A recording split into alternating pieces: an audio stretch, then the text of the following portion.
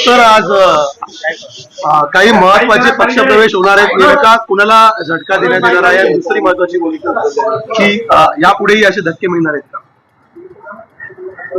आज कर्जत जामखेड मधून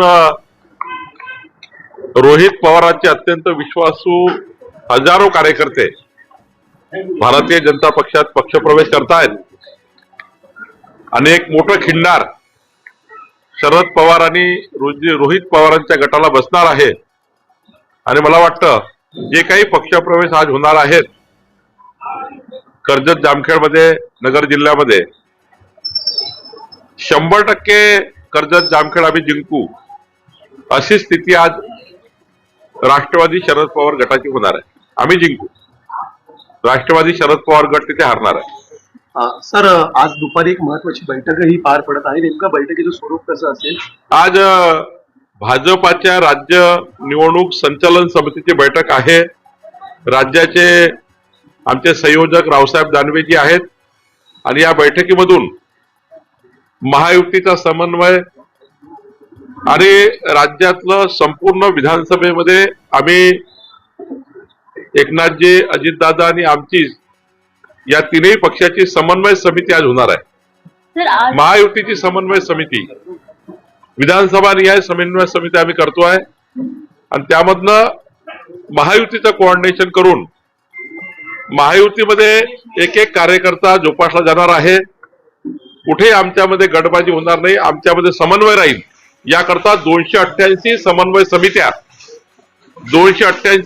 समित्या महायुतीच्या आज करण्याची योजना आम्ही करतोय. तुम्ही समन्वयाचं बोलताय, दुसरीकडे अजित पवार यांना कुठेतरी बाहेर काढावं आणि भाजप आणि शिंदेच्या शिवसेनेने एकत्र राहावं यासाठी दबाव तंत्र दोन्ही पक्षाकडून तुमच्या सुरू आहे. हे पे वर्कर जे आहेत उद्धव ठाकरेंचे पे वर्कर जे आहे काँग्रेसचे, ज्यांनी मोठे मोठे वॉर रूम बनवले आहेत, काहीतरी नरेटिव्ह सेट करण्याकरता अजितदादा आमच्याकडे चालले आहे, अजितदादाला आम्ही बाहेर काढतोय, हे जे आहे ना, हे जे पे वर्कर्स आहे आणि मोठ्या मोठ्या वॉर रूम्स तयार केल्या आहे महाविकास आघाडीच्या लोकांनी, त्या वॉर रूम मधनं अशा बातम्या सोडल्या जातात आणि त्यातून दिवसभर काहीतरी असा काही मोठा स्फोट होणार आहे असं भासवलं जातं. उलट मी तर म्हणेल की उद्धव ठाकरेंना बाहेर काढण्याचा प्रयत्न काँग्रेस आणि शरद पवारजी करतायत. उद्धव ठाकरेंना कबूल केलं की मुख्यमंत्री करू.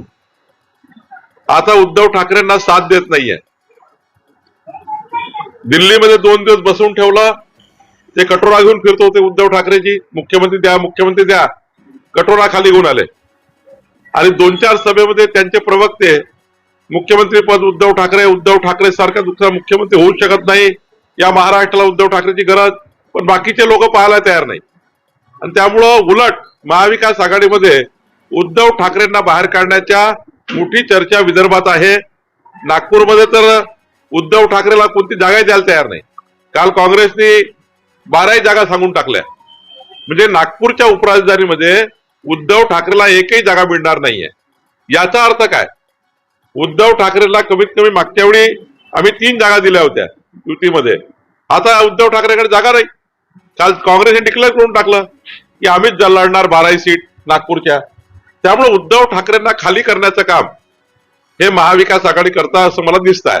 सर याच नागपूरमधून काँग्रेसचे आमदार म्हणतात की मुख्यमंत्री पद जे आहे ते आम्ही नाना पटोलेंसाठी खेचून आणू. एकीकडे संजय राऊत सातत्याने उद्धव ठाकरेंसाठी मुख्यमंत्री पदाची मागणी करत असताना शरद पवारांनी काल संजय राऊतांना टोला लगावलाय की अशा प्रकारे परस्पर तुम्हाला जागांची घोषणा करता येणार नाही, मुख्यमंत्री पदावर ठरवता येणार नाही. बघा, गडचिरोली जिल्ह्यामध्ये मुख्यमंत्री म्हणून विजय वडेट्टीवारचे बोर्ड लागले, भंडारा गोंदिया जिल्ह्यात नाना पटोलेचे लागले, नागपूरच्या उपराजधानीत नाना पटोलेचे लागले, तिकडे नगरमध्ये बाळासाहेब थोरातचे लागले, तिकडे अनेक बोर्ड लागले. आणि मी तुम्हाला दाव्याने सांगतो, नागपूर आणि विदर्भामध्ये तर उद्धव ठाकरेंना बोटावर 2-4 जागा देतील, पण उपराजधानीमध्ये सुद्धा जागा मिळणार नाही. आणि आज तर त्यांनी अधिकृत तिथल्या अध्यक्षांनी सांगितलं काँग्रेसच्या की आमचे नाना पटोले आम्ही धक्का मारून, म्हणजे आम्ही शरद पवारजीला धक्का मारू, आम्ही उद्धव ठाकरेला धक्का मारू आणि आमचा मुख्यमंत्री करू, असं सुतोवाच एका जबाबदार काँग्रेसच्या नेत्यांनी केला आहे. त्यामुळं आमच्याकडे आम्ही महायुती पक्की आहो, आमच्या समन्वय समित्या होतात आहे. म्हणजे प्रत्येक विधानसभेला आमची समन्वय समिती राहणार आहे. आज आम्ही 3 नावं डिक्लेअर करतोय. भाजपचा कोण असणार, एकनाथ शिंदेचे कोण असणार, अजितदादाचे कोण असणार. 3 नेत्यांची समन्वय समिती, ज्यातनं कुठल्याही प्रकारचा दगाफटका होणार नाही महायुतीमध्ये. याकरता आम्ही समन्वय करतोय. जिकडे अजित पवारचे उमेदवार आहेत तिकडे भाजप आणि शिवसेना समन्वय करेल, जिकडे आमचे उमेदवार आहेत तिकडे दोघं समन्वय करतील. पण आम्ही ठरवलं आहे लोकसभेत जे काही चुका झाल्या आहेत त्या चुका आता विधानसभेत करायच्या नाही.